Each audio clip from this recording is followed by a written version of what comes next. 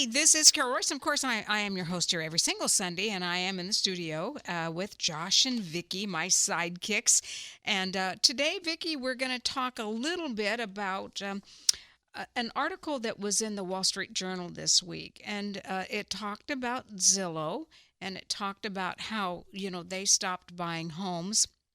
And how the other iBuyers are sitting back and kind of evaluating what they're doing. So we've had several of our listeners ask us, well, what does that mean for us? Well, unless you're going to sell your home to one of the iBuyers, it doesn't really mean a whole lot for you. Although these companies, let's just keep Zillow. Zillow is going to be selling a lot of the properties that they bought, and probably, Josh, at an amount under what they paid for it. Yeah, we've definitely seen that be the case for some houses out there that they've relisted. So it wouldn't surprise me if there's a bunch more to come.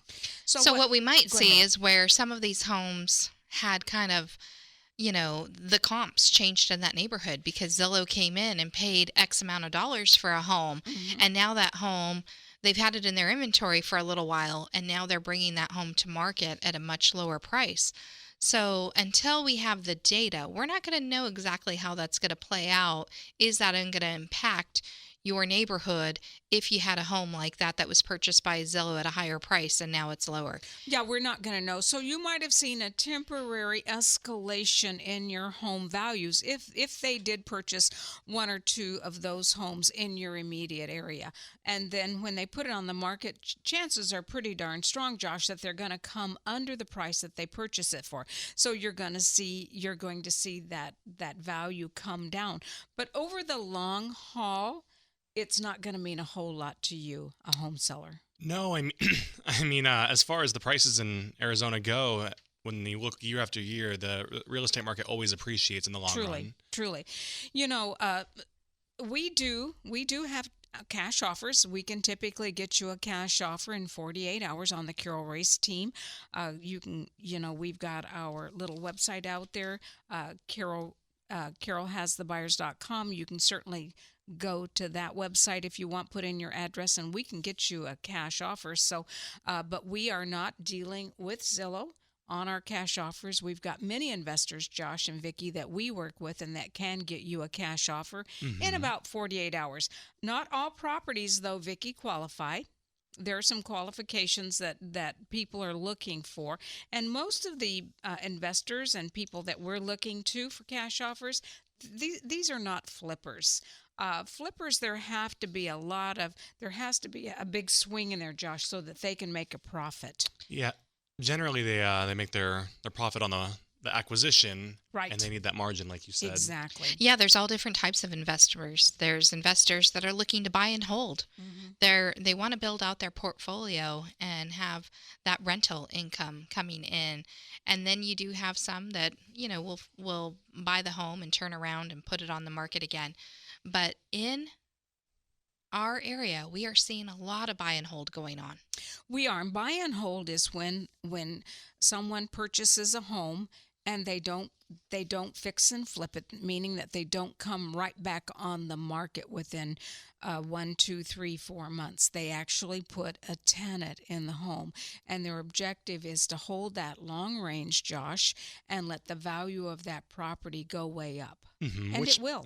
it will, and it makes sense considering rents are at an all-time high right now. And I mean, ultimately, that tenant is paying down the mortgage, so you get the equity and the appreciation there. Well, there are a lot of companies out there that you would associate with new construction that they're buying large parcels of ground. That's happening right here in Maricopa County, and they're building single family homes on these. These are detached homes, so they've got a front yard, a backyard, and 2 side yards, right? And their sole purpose is to rent them. Yeah, They're not selling any within the neighborhood. They're all for rent. there's definitely a market for that. I was looking at the stats today, and as far as the rentals go, and these are Maricopa and Pinal counties that I'm looking at in the multiple list service, there's only about 3,305 active rentals. Wow. Of that, they have them spanning from $625 a month to $60,000 a month. Yeah. And some of those are, unrealistic, Well, some of them super are high going to be end. vacation rentals when I hear that. They have their seasonal rates as well. So one thing I did is I took a look at the actual pending and closed things that are Mm-hmm. in escrow as far as rentals, and they give you a better picture of what the average rate's going to Right. be. Those spanning from $699 to $6,500 a month. The average being $2,509 a month. So 2509 is the average if you just take all of them and average it out. So hmm $2,500 a month is the average price for a rental in Maricopa, Pinal County, correct? Yeah, and as far as square footage, that's looking like an average of 1830 square feet. So you can see, Josh and Vicky, why it could be absolutely a great time to be an investor in our market right now, Maricopa and Pinal County, because if you can rent an 1800, let's call it 1900 square foot house, and if you can get close to $2,500 a month, you are cash flowing like crazy. I would think. I No, you mean, are. even with Yeah. a higher interest rate, if you are an investor, Mm-hmm. I'm sure your actual mortgage payment on that house wouldn't be 2509. No, So no, there's no. It's got to going be to be some much room less than there. that. So here's the thing: if these hedge funds, if Lennar Homes, if D.R. Horton Homes, if so many of these hedge funds are in the market as along with our major home builders, and they are investing in properties to rent, if they're building properties for the exclusive purpose to rent, that tells you, the consumer, us, the real estate agent, that there's something going on, Vicky.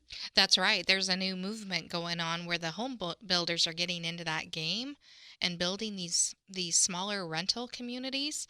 I think they know that the value of these homes are going to go up over time, so they can go ahead and you know make the money while they can take that rental income. And at some point, they could even turn these over and sell these communities if they ever wanted to, right? Which I believe is something that they will do. They have all options open to them, but hmm right now a lot of these communities, and again there are several of these in Chandler, Arizona, because I drive by them when I'm on Arizona Avenue, and the sole purpose is just for rentals. So if you're hearing me and you're thinking, you know, maybe I should get into the investment game, maybe I should buy a home and rent it, that is not a bad idea. That's not a bad option for you. That, Dave Jinks, who we absolutely love, said that the best way to build wealth is through the ownership of residential real estate, and it's an easy task to do.